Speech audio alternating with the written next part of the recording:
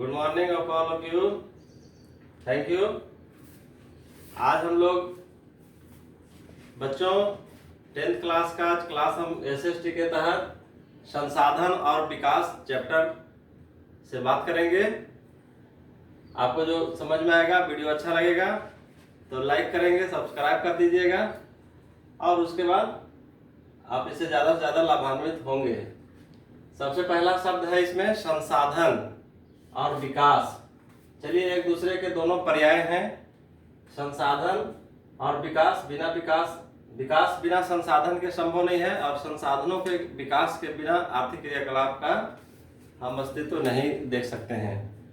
चलिए, एक शब्द है संसाधन, पहले हम क्लियर करें। संसाधन शब्द का अर्थ है, वैसा शब्द है ये, उसका मीनिंग ये हुआ कि दुनिया की वे सभी वस्तुएं जो हमारी आवश्यकता को पूर्ति करती है, संसाधन कहलाता है सामान्य अर्थों में।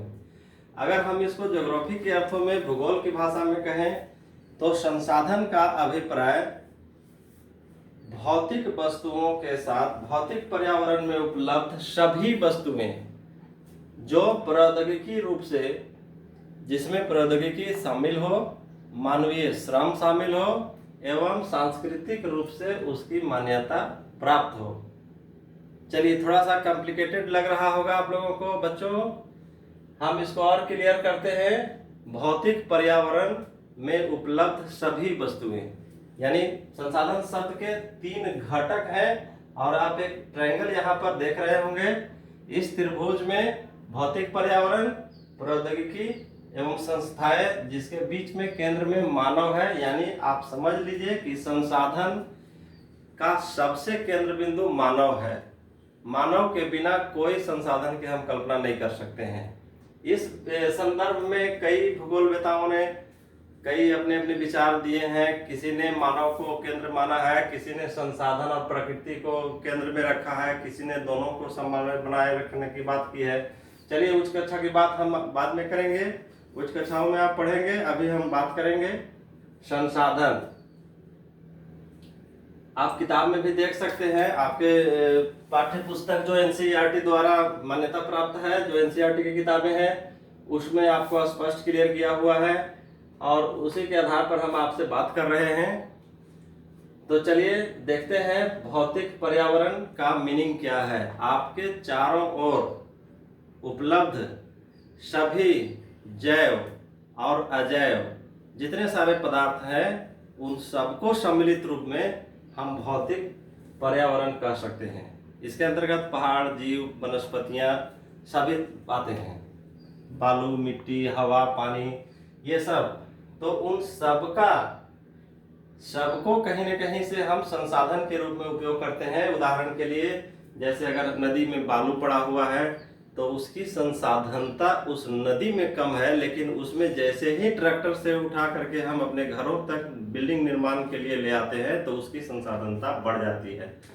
वर्षों से भूगर्भ में पड़े खनिज, उदाहरण के लिए कोयले को लेते हैं तो कोयला की संसाधनता उस भूगर्भ में पड़े हुए जहां पर है, वहां उसकी उतनी उपयोगिता नहीं है जब तक उसमें मानवीय श्रम और प्रौद्योगिकी खनन की क्रिया द्वारा हम उसको बाहर तक नहीं ले आते हैं और रोड क्या बोलते हैं, बाजार तक नहीं ले आते हैं, उद्योगों तक नहीं पहुंचाते हैं। इसमें आप क्लियर हो रहे होंगे, कोयला भौतिक पर्यावरण का मामला हुआ, प्रौद्योगिकी परिवहन के साधन और उसको खनन में लगे मशीन, वो तकनीकी की बात हुई, और जो कंपनी उसको खोदती है, सरकार जिसको निकालती है, व्यवस्थाएं, वो हो गया संस्थाएं, और ये सबको हैंडल करता है मानव। इस प्रकार से हम संसाधन शब्द को मानव के केंद्रित पाते हैं।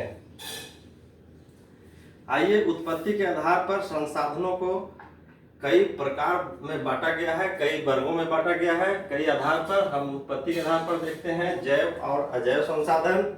उसके बाद हम देखते हैं समाप्यता के आधार पर नवीकरणीय योग्य और अनवीकरणीय योग्य।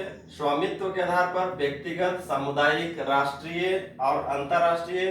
विकास के स्तर के आधार पर संभावी, विकसित, भंडार और संचित संसाधन। इस प्रकार से हम संसाधनों के प्रकार